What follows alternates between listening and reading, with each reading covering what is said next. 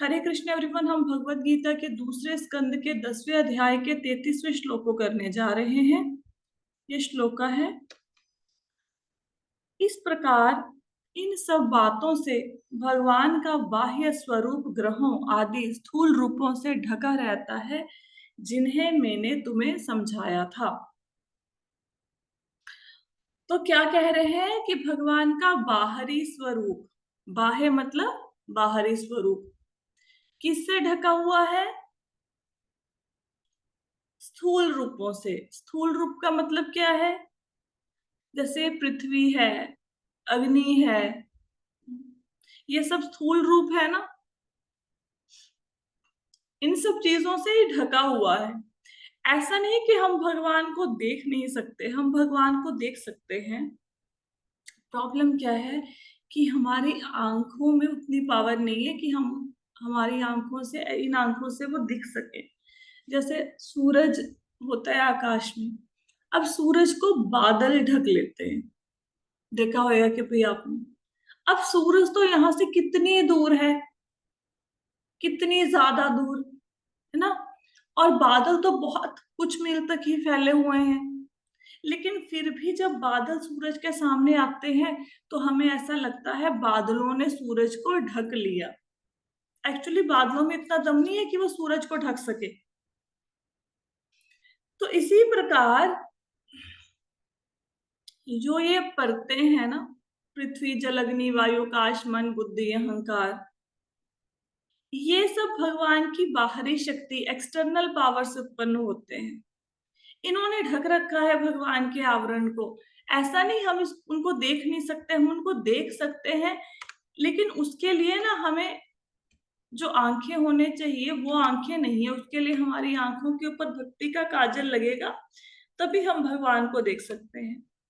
अब कुछ लोग ना बड़ा चैलेंज करते हैं कि आप सारा दिन भगवान भगवान कृष्णा कृष्णा करते रहते हो, दिखाओ हमें कृष्णा, कहाँ है तुम्हारे कृष्णा, ऐसे बोल सकते हैं ना लोग।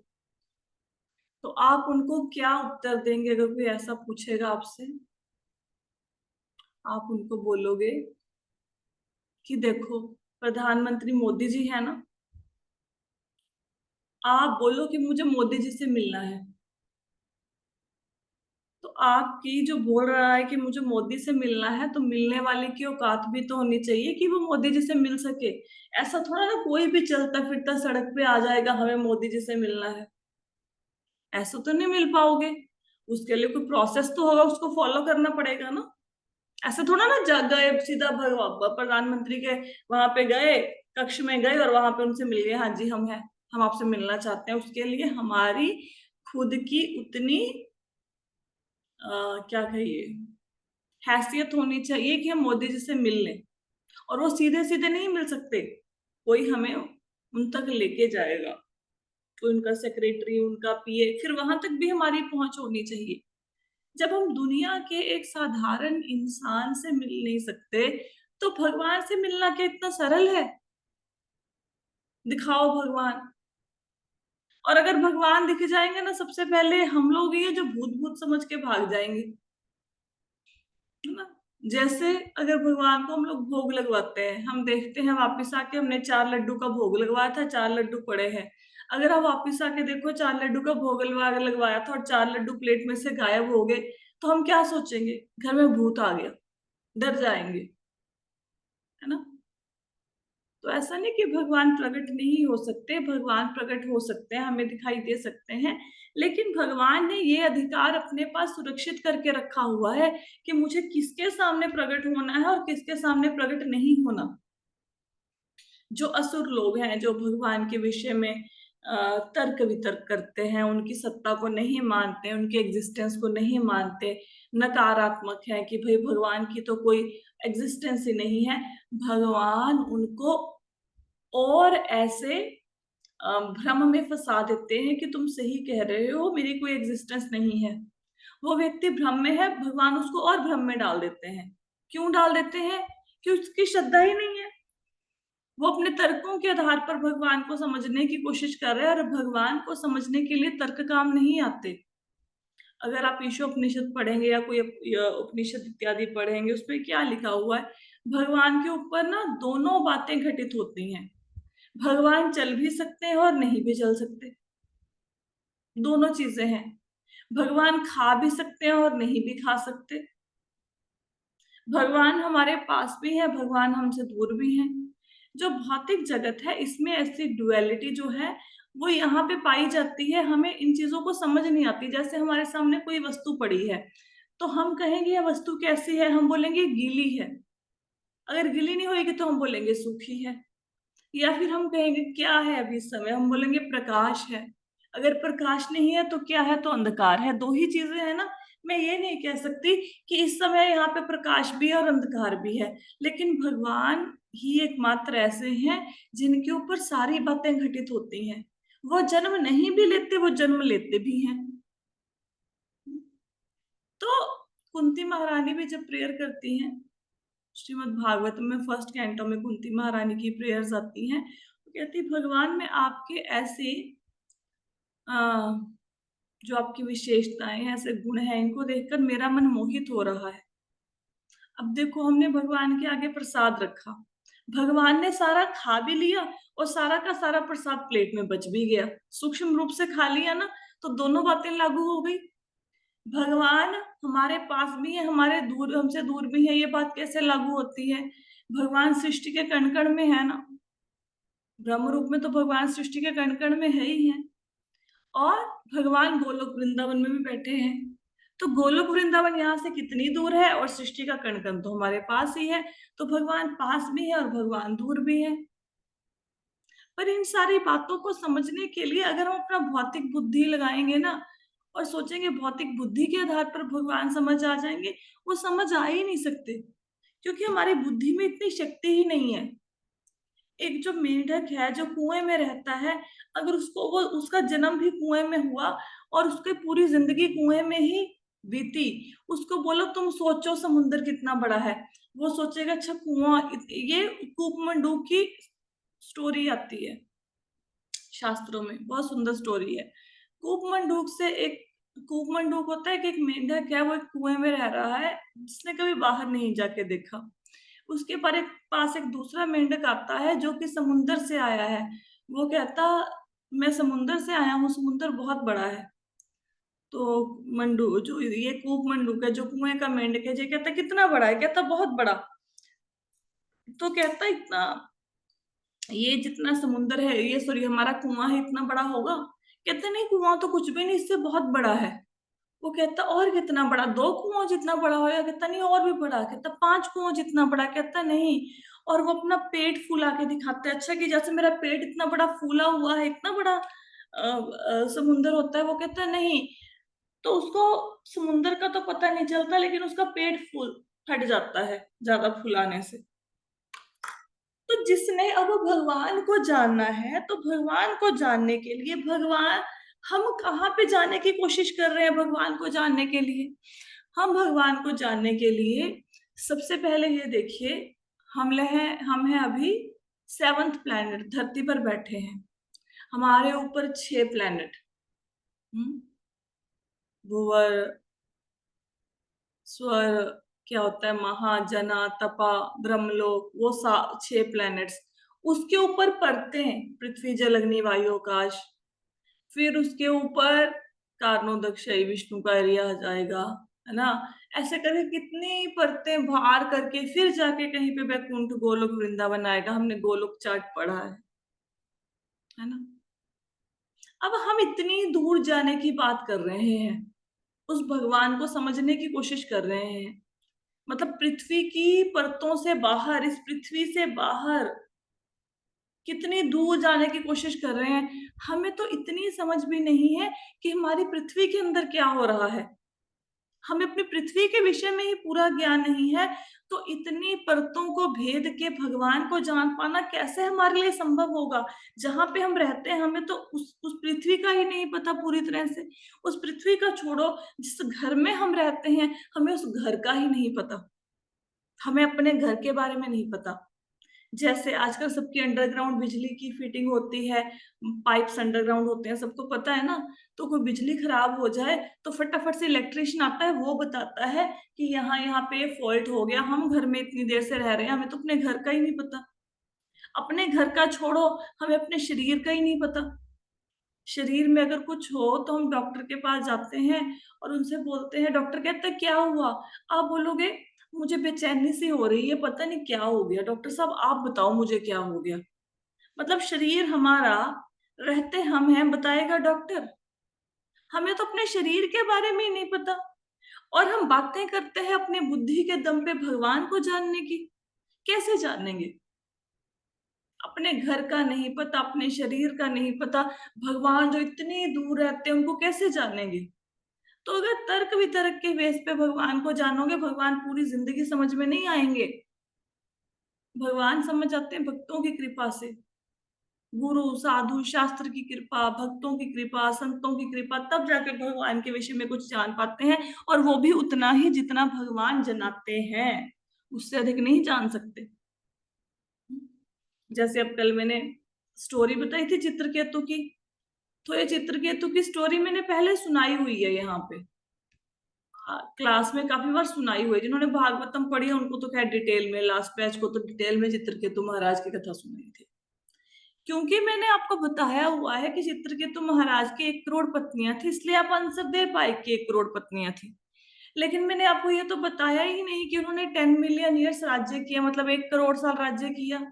तो जब वो प्रश्न आया तो किसी को पता नहीं था। तो कितना पता था? जितना मैंने बताया। अब मैंने आपको स्थूल शरीर बताया, सूक्ष्म शरीर बताया, वो आपको पता है। लेकिन कारण शरीर, वो मैंने कभी बताया ही नहीं, तो इसलिए आपको पता भी नहीं है। तो उतना ही पता है ना जितना बताया, जितना बताया ही नहीं वो कैसे पता लग जाएगा? इसी प्रकार भगवान जितना जनाना चाहते हैं हमें कि भक्त मेरे को इतना सा जान ले, हम उतना ही भगवान को जान पाते हैं। भगवान का स्वरूप माया ने ढक लिया है, हमारे ऊपर माया की परत, भगवान को नहीं माया ढक सकती, हमें माया ने ढक लिया है। इसलिए हम भगवान को देख नहीं पा रहे। श्लोक क्लियर हुआ? आगे चले।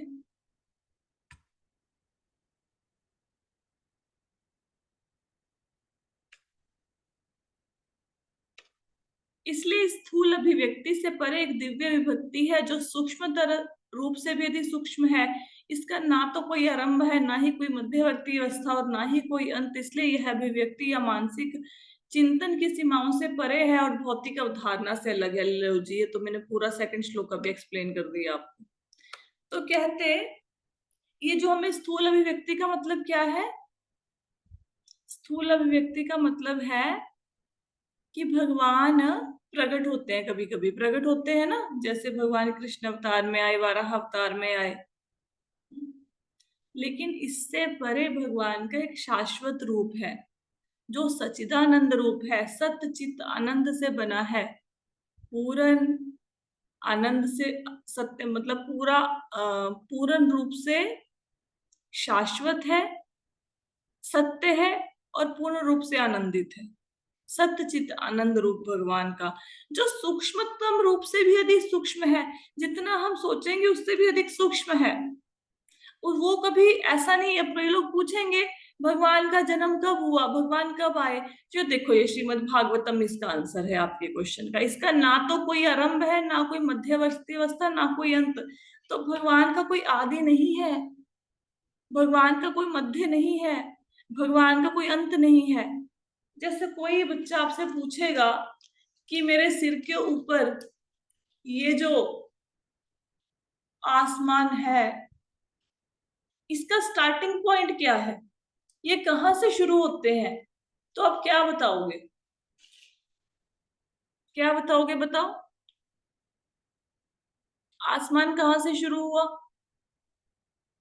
कुछ उत्तर है? नहीं, पता ही नहीं कहां से शुरू हो रहा है। हम पूछेंगे आसमान का अंत कहाँ है, हम बोलेंगे नहीं, हमें नहीं पता। हमें क्या पता आसमान कहाँ पे अंत होगा आसमान का? भगवान आसमान अनंत है। अनंत, यही बोलेंगे ना।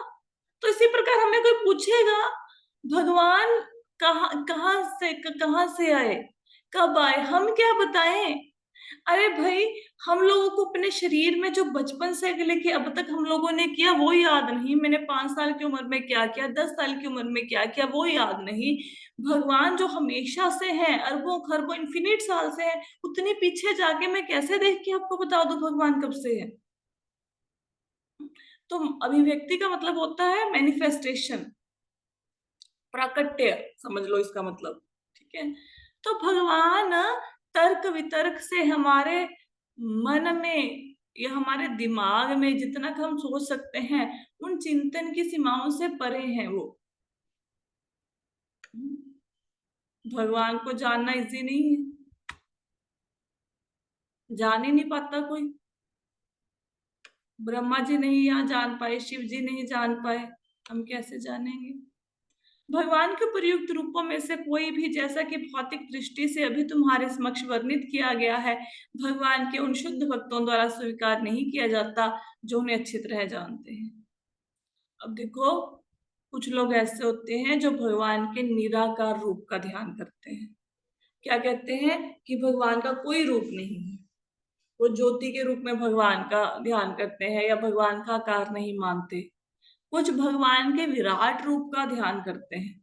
विराट रूप का ध्यान मतलब जैसे बादल उनके सिर के बाल हैं, ये नदियां उनकी नसें हैं, इस रूप का। लेकिन एक्चुअली जो भगवान के शुद्ध भक्त होते हैं वो इन दोनों में से किसी रूप का भी चिंतन नहीं करते। और वो किस रूप का चिंतन करते हैं? वो भगवान के कृष्ण रूप का, नारायण रूप का, भगवान विष्णु का, वैसे उनका चिंतन करते हैं, उन रूपों का। ये निराकार रूप या सर्वव्यापी रूप, भक्त इन रूपों का ध्यान नहीं करते। भक्त तो जानते हैं कि जिनकी मैं सेवा कर रही हूँ, ये लड्डू गोपाल जी यही सब कुछ है, यही मेरे भगवान है। उनको निराकार रूप से कुछ नहीं लेना देना। क्लियर आया? हुआ कि भगवान के प्रयुक्त रूपों में से, जैसा कि भौतिक दृष्टि से तुम्हारे समक्ष वर्णित किया गया है, भगवान के उन शुद्ध भक्तों द्वारा स्वीकार नहीं किया जाता जो उनको जानते हैं।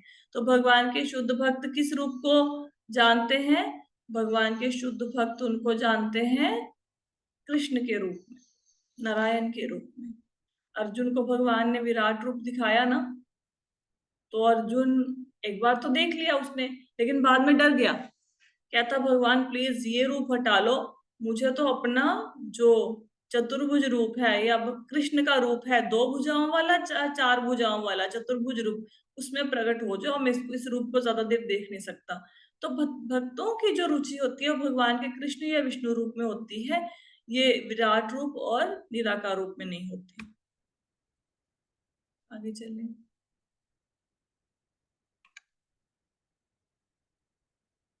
वे भगवान स्वयं को दिव्य रूप में प्रकट करते हैं, क्योंकि वे अपने दिव्य नाम, गुण, लीलाओं, परिवेश तथा दिव्य विविधता के विषय हैं। यद्यपि वे इन सभी कार्यों से प्रभावित रहते हैं, फिर भी वे इनमें व्यस्त प्रतीत होते हैं।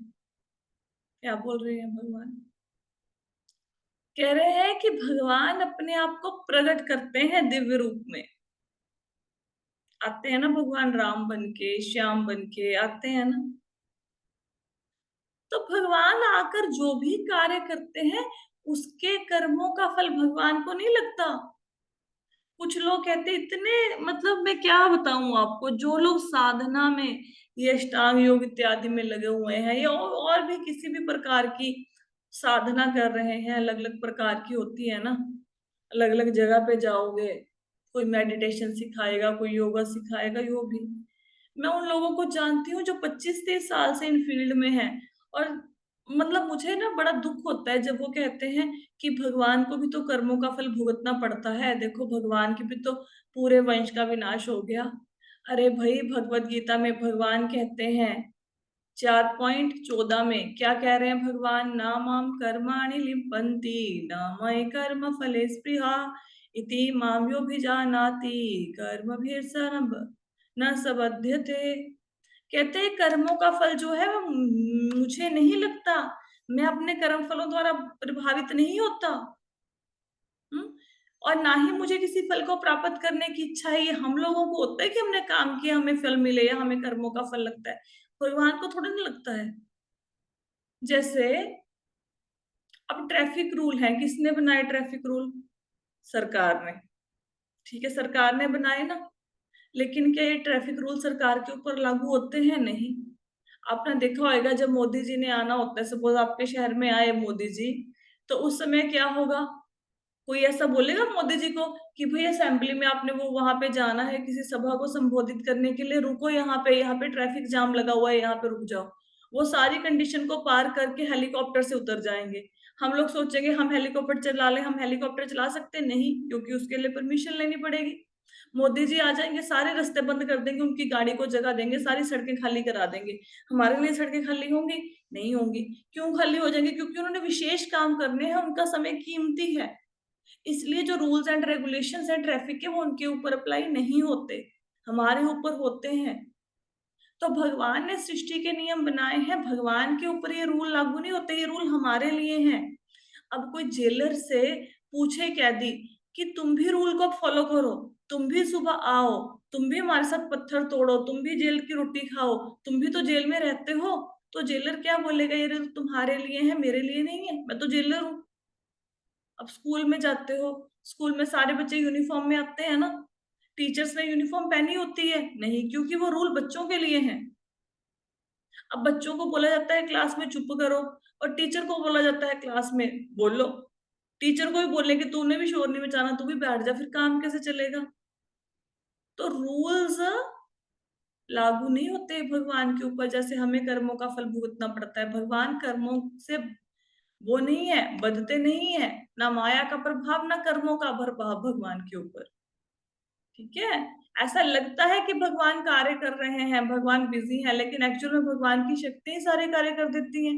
वो तो भगवान आकर दुनिया वालों को शिक्षा देने के लिए कि अगर दुनिया में आए हो तो लेजी होके नहीं बैठना, वेला नहीं बैठना, फ्री नहीं बैठना, इसलिए भगवान कार्य करते हैं हमें समझाने के लिए। अब नारद मुनि जी किसके भक्त हैं बताओ? नारद मुनि जी किसके भक्त हैं? नारायण भगवान। नारायण की। तो कृष्णा जो है, कृष्ण और नारायण में तो खैर अंतर नहीं है। तो जब भगवान कृष्ण के पास नारद मुनि आए तो उन्होंने उनके पांव क्यों धोए?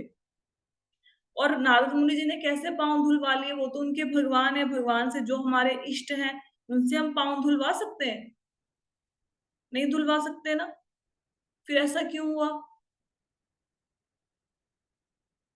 ऐसा इसलिए हुआ क्योंकि भगवान ने दुनिया वालों को दिखाना था कि भले ही मैं हाँ, जैसे सुदामा जी के भी तो धोए थे उन्होंने। हुए थे, तो उन्होंने दुनिया को दिखाना था कि घर में कोई ब्राह्मण आ जाए, देव ऋषि आ जाएं तो कैसे सत्कार करना होता है। और नारद मुनि सुदामा ये इसीलिए पैर धुलवा रहे हैं क्योंकि उनको पता है कि भगवान की लीला है, भगवान लोगों के सामने ये ऐसा उदाहरण प्रस्तुत करना चाहते हैं। हम्म, इसलिए भगवान ऐसे कार्य करते हैं, करने की जरूरत नहीं है उनको। हम तो काम इसलिए करते हैं, हमें कुछ चाहिए, नौकरी क्यों करते हैं? पैसा चाहिए। बिजनेस क्यों करते हैं? पैसा चाहिए। खाना क्यों बनाते हैं? भूख लगी। नहाते क्यों हैं? शरीर से दुर्गंध आएगी। ब्रश क्यों करते हैं? दांत ठीक रहे। हम सारे काम जीवन में इसीलिए करते हैं क्योंकि हमें कोई ना कोई फल चाहिए, हमारी कोई इच्छा है। भगवान की काहे की इच्छा? सब कुछ तो भगवान का है, उनको किसी चीज की क्या कमी है जो वो कर्म करेंगे? हमें उदाहरण देने के लिए करते हैं। क्लास समझ आ रही है ना आज की सबको? हाँ जी। नेक्स्ट श्लोक पे चलते हैं। नेक्स्ट श्लोक का है, काफी बड़े श्लोक है, मतलब हम करने जा रहे हैं। अनुवाद है, हे राजन मुझसे यह जान लो कि सभी जीवात्माएं परमेश्वर द्वारा उनके पूर्व कर्मों के अनुसार उत्पन्न की जाती हैं। इसमें ब्रह्मा और उनके पुत्र जैसे दक्ष, व्यवस्वत, मनु जैसे काल, प्रमुख इंद्र, चंद्र, वरुण जैसे देवता, भृगु, व्यास और वशिष्ठ जैसे महान ऋषि, पितृलोक और सिद्ध लोक के निवासी चारण, गंधर्व, विद्याधर, असुर, यक्ष, किन्नर, देवदूत, सर्प, बंदर के आकार वाले किम पुरुष, मनुष्य, मात्रलोक के निवासी राक्षस, पिशाच, भूत, प्रेत, पागल और बुरी आत्माएं, अच्छे और बुरे सितारे, भूत, जंगल के जानवर, पक्षी, घरेलू पशु, सरीसृप, पहाड़ चलने वाले और खड़े जीव, भ्रूण से, अंडे से, गर्भ से पैदा हुए जीव, पसीने से उत्पन्न, बीजों से उत्पन्न और अन्य प्राणी, चाहे वे जल में हो, चाहे स्थल में हो, आकाश में हो, सुख में हो, दुख में हो, अथवा सुख दुख में हो, ये सभी अपने अपने पूर्व कर्मों के अनुसार परमेश्वर द्वारा उत्पन्न किए गए हैं। भगवान तो कर्मों के अनुसार जन्म नहीं लेते, लेकिन जितने लोगों के यहाँ पे नाम लिखे हैं सब कुछ कवर कर लिए, इसमें कुछ भी ऐसा नहीं है जो, इसके सिवाय कुछ नहीं है दुनिया में, यही जीव हैं।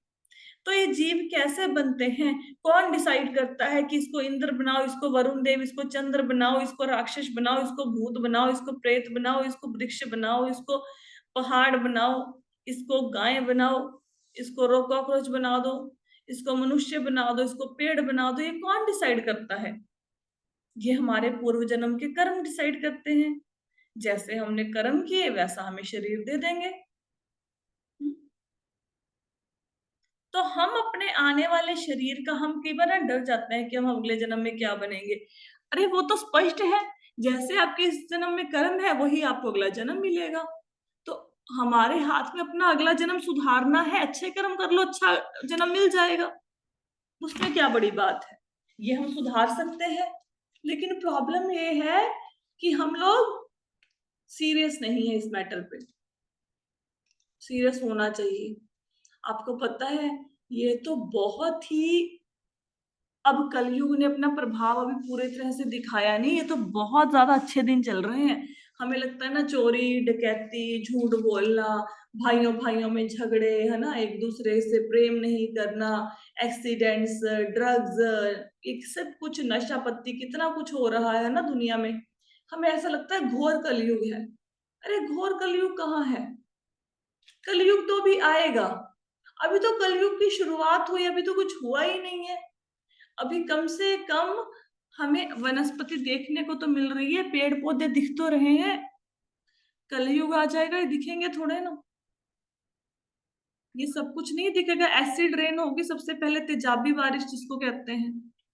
कोई वनस्पति नजर नहीं आएगी, इतना टैक्स लगा देगी सरकार की, लोग शहर छोड़कर जंगलों में भाग जाएंगे।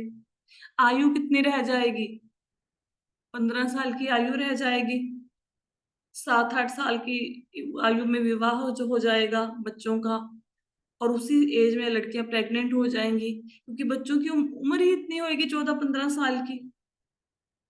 ये मैं नहीं कह रही, शास्त्र कह रहा है, मेरा इसमें अपना कुछ भी नहीं है। इंसान इंसान को मार के खाएगा, दया धर्म सब खत्म हो जाएंगे, कोई धर्म की बात करने वाला नहीं रहेगा। अभी तो कलयुग आएगा, अभी तो मैं ऐसे कथा सुना रही हूँ ना, पकड़ के ले जाएंगे जो भगवान की बात करेगा उसको, सुनाने नहीं देंगे ना सुनने देंगे, लोग भगवान के विषय में कथाएं ही भूल जाएंगे। अब कलयुग आएगा, उससे पहले पहले, उस टाइम के आने से पहले पहले यहां से निकलने की प्लानिंग करो, प्लानिंग करो। बहुत बुरा टाइम है, अगर उस युग में हमारा जन्म हो गया ना, हमारा जीना मुश्किल हो जाएगा, जीना मुश्किल। अभी से प्लानिंग। मदद रूह कांपती है। है जी। सोच के ही हाँ, जन्म लेना तो दूर की बात है, सोच के ही रूह कांप जाती है। मैं ना मूवीज नहीं देखती, बहुत देर हो गई, लेकिन कल क्या हुआ ना, कल अभी ऐसे पूरी फैमिली ने प्लान बनाया, मतलब फैमिली गेट टुगेदर हुई, दीदी हो रहे आए, सबने प्लान बनाया कि मूवी देखने चलना है। तो मुझे भी ऐसा लगा कि इतनी देर होगी, 2-3 साल ना, हर बार कोई भी घर का प्लान बने तो मुझे ऐसा होता है कि मैंने नहीं जाना बाहर, खाना खाना हो तो मैं अनियन गार्लिक नहीं खाती, तो मैं बोलूंगी मुझे नहीं खाना, मैं अलग से वहां पे अपना बैठे रहती हूँ, या मूवी नहीं देखनी। तो फिर कल अब सब लोगों ने बोला तो मुझे लगा कि चलो कोई बात नहीं, अब इच्छा है नहीं है, सब लोग इतना कह रहे हैं, बच्चे इतनी जिद करते हैं, तो चले जाते हैं। तो आई वॉच मूवी कल की, मेरे को मजा वजा तो कुछ नहीं आया वो मूवी देख के। पता नहीं आप लोग ने कभी देखोगे, मेरे ख्याल से मुझे नहीं लगता कि आपको कभी मजा आएगा। पर उसमें जो दिखाया गया ना, वो कुछ कुछ बातें ना मुझे बड़ी अच्छी लगी। उसमें दिखाया गया है कि आज से 6,000 साल पहले कैसा रूप होगा दुनिया का। मतलब वो देख के ना, एक्चुअल में इस मूवी में अगर पहला जो इंटरवल से पहले का पार्ट है ना, बड़ा ही डरावना है, बहुत डरावना है। आप देखोगे ना तो आपको एकदम से ऐसा लगेगा कि मैं क्या देख रहा हूँ, भाग जाऊं यहाँ मूवी से। मतलब बिल्कुल गंगा सूखी पड़ी, ऐसा ऐसा दिखा, ऐसे तो जैसे हम आजकल की मूवीज में दिखाते हैं ना, पानी पूनी पहाड़ कुछ नहीं है, सड़कें सड़कें भी नहीं है, पूरी पृथ्वी पर क्या है, जल जुल कुछ भी नहीं है, ऐसे बिल्कुल रेगिस्तान टाइप। रेगिस्तान में भी ऐसे जैसे दरारें पड़ी होती हैं, बंजर जमीन, वहां पे ट्रक चल रहे हैं, लोगों को पानी ही नहीं देखा लोगों ने, पानी कैसा है, और किसी एक कोई व्यक्ति है जो भगवान बन के बैठ जाता है, वो एक कम्प्लेक्स बनाता है, सब लोग उसके अंदर जाना चाहते हैं, उसके अंदर जाने के लिए 1 लाख यूनिट चाहिए होते हैं, वो इकट्ठे करते हैं, और कोई अंदर नहीं जाता, लड़कियां प्रेग्नेंट ही नहीं होती हैं, और होती हैं, और किसी को भी अपनी प्रेगनेंसी 150 डेज से आगे कंटिन्यू नहीं कर पाती वो। फिर वो कम्प्लेक्स में जो लोग रहते हैं उनको सिर्फ दिखता है कि हाँ समुंदर है, पेड़ है, बाकी लोगों को दिखता ही नहीं, पूरी दुनिया में अंधकार होता है, रोशनी ही नहीं है। हाँ, कुछ खाने पीने को नहीं है, फ्रेश फ्रूट वेजिटेबल कुछ नहीं, कुछ भी नहीं है। एक्चुअल में ना उसको देख के मुझे इतना डर लग रहा था मूवी को, प्रभाव तो खैर क्या पड़ना था। 2 बातें मन में आई उसको देखने के बाद। एक तो ये बात कि यहाँ से बोरिया बिस्तर गोल करना है जैसे मर्जी हो, कि चलो जिस डायरेक्टर ने वो मूवी बनाई, actually that is not a true story, उसमें बताया गया है, मतलब 6,000 साल बाद कल की भगवान प्रकट होते हैं, एक्चुअल में वो 4,27,000 साल के बाद प्रकट होंगे। तो ऐसे वो स्टोरी ठीक नहीं है, लेकिन कलयुग का जो उन्होंने रूप एक प्रस्तुत किया है ना, उसको देख के डर लगता है, बहुत डर लगता है। मतलब बिल्कुल लेजर लाइट है उनके पास, जिसको मारना हो एकदम से मार देते हैं, है ना, फीमेल्स को बंदी बना के रख लेते हैं, बड़ा कुछ दिखाया गया उसमें। दूसरी बात, एक तो मन में आया कि बिस्तर गोल करना है यहाँ से जल्दी, जैसे मर्जी जो मर्जी करना पड़े, लेकिन भक्ति करो और निकलो यहाँ से, भाई बहुत बुरा समय आने वाला है। दूसरी बात कि मुझे महाभारत सुनानी है सबको, किसी को पता ही नहीं, कुछ नहीं पता स्क्रिप्चर के बारे में, क्योंकि हमें स्क्रिप्चर के बारे में पता नहीं है। पहले तो वहां पे उसमें ना एक रोल दिखाया गया अश्वत्थामा का, वो जो अमिताभ बच्चन ने बने हैं, वो वहां उसमें अश्वत्थामा बने हैं। अरे भाई वहां पे 90% लोगों को यही नहीं पता था अश्वत्थामा नाम का कैरेक्टर था महाभारत में, कुछ नहीं पता दुनिया को। तो मेरे मन में आया एक बार महाभारत जरूर सुनानी है ना। तो इजी नहीं है जो आने वाला समय है, हमें हमें तो छोटी छोटी चीजों ने परेशान कर रखा है जिंदगी में, पैसे की प्रॉब्लम, बीमारी की प्रॉब्लम है, और रिश्तों की प्रॉब्लम। हम कभी सोचते ही नहीं है कि आने वाला समय इतना खतरनाक है, इतना खतर, अरे किसी को भगवान का नाम ही नहीं पता, उसमें दिखाया नाम ही नहीं पता। वो मूर्ति देखते हैं, किसी को एक बुड्ढे के पास पुरानी मूर्ति होती है भगवान की, उसको कहते हैं इसका नाम क्या, कहता है मुझे पता ही नहीं क्या नाम है। तो ऐसे इरा में एंटर होने जा रहे हैं हम लोग, जल्दी से अपना बोरिया बिस्तर पैक करो, यहां से निकलो। मन थोड़े ना बोलेगा कि भाई भक्ति कर ले, मन कहाँ बोलेगा भक्ति कर ले। जैसे मर्जी साम दाम दंड भेद लगा के इस मन को मारो, जूते मारो, चप्पल मारो, जैसे मर्जी मन को समझाओ, भगवान की भक्ति में लगो, मन से लगो, बिना मन के लगो, मुख से हरे कृष्ण महामंत्र बोलते जाओ, बोलते जाओ। हालांकि हमारी योग्यता नहीं है भगवान के धाम में जाने की, लेकिन फिर भी प्रयत्न करते रहो, जल्दी से जल्दी वहां पे पहुंचो, बहुत बुरा समय आने वाला है। कोशिश करो, कोशिश करो। ये बातें ऐसे नहीं है कि आपको ऐसे ही सुबह सुबह उठ के ज्ञान देना शुरू कर दिया, ये बातें सच में लिखी हुई हैं शास्त्रों में। अगर कल, अभी तो कलयुग की छोटी सी स्टोरी सुनाई है, अभी कलयुग के बारे में और अधिक शास्त्रों से पढ़ोगे तो रूह कांप जाएगी। और ये लक्षण शुरू हो गए हैं, ऐसा नहीं कि दूर है, ये लक्षण शुरू हो गए हैं। आपको पता है कितनी आदिवासी प्रजातियां ऐसी हैं, जातियां, सॉरी, कि जहां पे लोग बूढ़े हो जाते हैं ना, तो उनको तड़पा तड़पा के मार देते हैं। जो बंदा बूढ़ा हो गया ना, तो उनके शरीर को दुख दे, और सारे लोग देखते हैं, हंसते हैं, उनको ये नहीं पता कि हम भी कल को बूढ़े होंगे, हमारे साथ भी ऐसा होगा। उसको मारते हैं, उसी का मांस खाते हैं। और कितने ही ऐसे रेस्टोरेंट है यहाँ पे, ह्यूमन बीइंग की जो मांस है वो सप्लाई होना शुरू हो गया है। जो बच्चे जैसे पैदा होते ही कोई बच्चा मर गया, उसको दफना दिया, उसी बच्चे को ले लेते हैं, वही काट के खिला देते हैं। तो ये कलयुग ऐसा नहीं कि आने वाला है, बहुत देर दूर है, अरे शुरू हो चुका है, ये शुरू हो चुका है। प्रयत्न करो, प्रयत्न करो, कोशिश करो, कोशिश करो, बहुत बुरा फंसेंगे नहीं तो। तो आज की कथा को यहीं पे विश्राम दें। कुछ पूछना है किसी ने, कोई क्वेश्चन है? माता जी कौन सी पिक्चर है वो जो आप देख के आए हो? अरे भैया आप मत देखिए, हम कल की हम फंस गए उस पिक्चर को देखने के लिए। सब बच्चों ने जिद करी घर पे, मतलब ऐसे फैमिली गेट टुगेदर था तो हमें भी जाना पड़ गया कल की। हाँ, अगर तो देखो उससे ये शिक्षा लेनी है कि भक्ति करो जल्दी से जल्दी, नहीं तो ना फंस जाएंगे नरक में। फिर तो देख लो कल की। अभी अभी आई है ना मूवी, प्रभास जो है हीरो। फिलहाल तो माता जी बोलती बंद हो गई सुन के। अरे देखना, देख के ऐसे मुझे। माता जी हमें भी पता नहीं कितने ही साल हो गए पिक्चरें देखे हुए। मेरे को तो, मैं तो खुद नहीं देख रही थी, मैंने बोला भी बाद में कि भाई मेरी टिकट मत कराओ। वो एक्चुअली जीजाई का फोन आ गया कि नहीं, मैंने करा दिया। तो ऐसे ना अच्छा नहीं लगता, हर बार ही गेस्ट आए हो आप, हर बार ही साइड लाइन होके बैठ जाओ। गृहस्थी में तो कभी कभी किसी की बात माननी पड़ती है। लेकिन मेरे को बेनिफिट ये हो गया कि ये साम दाम दंड में जो मर्जी करूं, मैं भक्ति जरूर करने वाली हूँ, छोड़ने नहीं वाली। उस मूवी को देख के इतना का भयंकर दृश्य कलयुग का